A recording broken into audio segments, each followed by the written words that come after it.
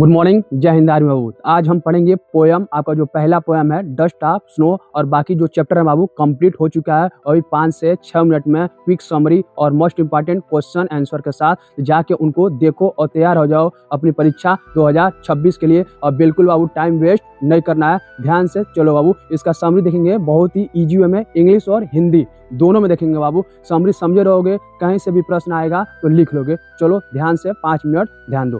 चलो स्टार्ट करते हैं। चैप्टर नाम क्या है बाबू? Dust of snow. इसके जो लेखक हैं उनका क्या नाम है? तो Robert Frost.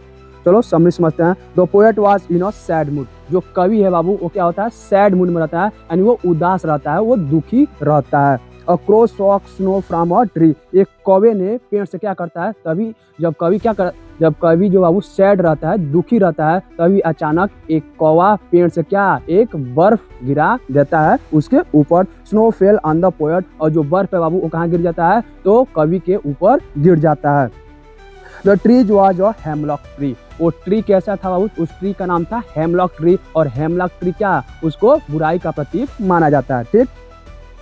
His mood changed suddenly, his day was saved। और अचानक से जो कवि है बाबू उसका मूड चेंज हो जाता है और उसका दिन अच्छा बीतने लगता है। ठीक है बाबू। ये चैप्टर क्या था कि जो एक कवि जो था वो क्या था? उदास था। तो अचानक एक कौवा जो हेमलॉक ट्री पर बैठा रहता है उसके ऊपर बर्फ का टुकड़ा गिरा देता है, जिससे क्या होता है? उसका जो दिन था अब वो अच्छे से बीतने लगता है और उसका मूड चेंज हो जाता है। यही है इस पोएम में। चलो ये पोएम क्या मैसेज दे रहा है इसको समझ लो।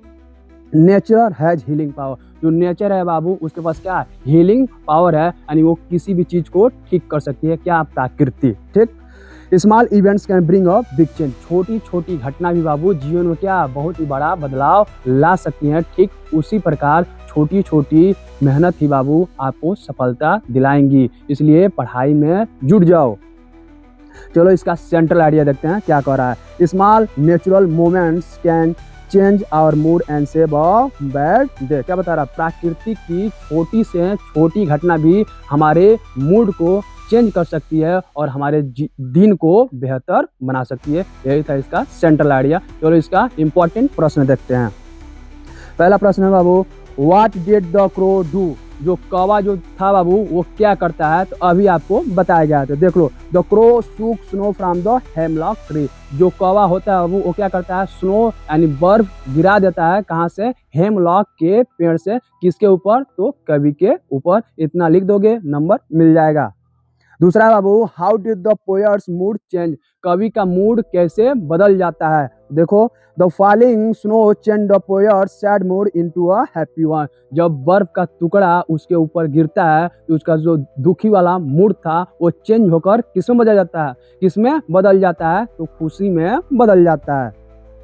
What is the significance of hemlock tree and crow? पूछ रहे बाबू कि हेमलॉक ट्री और क्रो यानी कौवा का क्या सिग्निफिकेंस है दुनिया में? क्या सिग्निफिकेंस है देख लो। They are symbols of negativity. जो कौवे हैं बाबू और हेमलॉक ट्री हैं वो क्या है? निगेटिविटी यानी नकारात्मक का क्या है? सिग्निफिकेंस है। यानी दुनिया में लोग क्या करते हैं? कौवा कोई बोलेगा कौवा बोल रहा है बहुत ही बुरा होने वाला, तुरंत भगा देते हैं। लेकिन इसका उल्टा क्या होता है?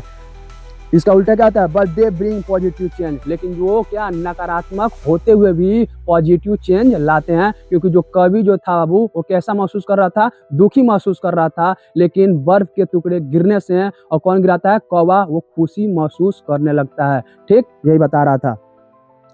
और what does saved some part of day mean. पूछ रहा बाबू what does saved some part of mean. इससे इस लाइन से आप क्या समझते हैं? तो चलिए इसको बताता हूं मैं। It means the poet bad mood was change and his day become better. इसका मतलब यह होता है बाबू जो कवि का मूड था अब वो चेंज हो जाता है दुखी से, अब वो खुशी में बदल जाता है। यही था बाबू आपका मोस्ट इम्पॉर्टेंट प्रश्न, इसलिए इन्हें ध्यान से देख लो और समरी दिमाग में रखोगे बाबू तो प्रश्न कहीं से भी आएगा लिख लोगे। वो भी बताया जाएगा कि प्रश्न कैसे लिखा जाता है। इसको कंप्लीट हो जाने दो सीरीज को। 2 से 3 दिन में पूरी बुक फाइनल हो जाएगी। ऑलरेडी फाइनल हो चुकी है, लेकिन ये क्विक रिवीजन सीरीज चल रहा है।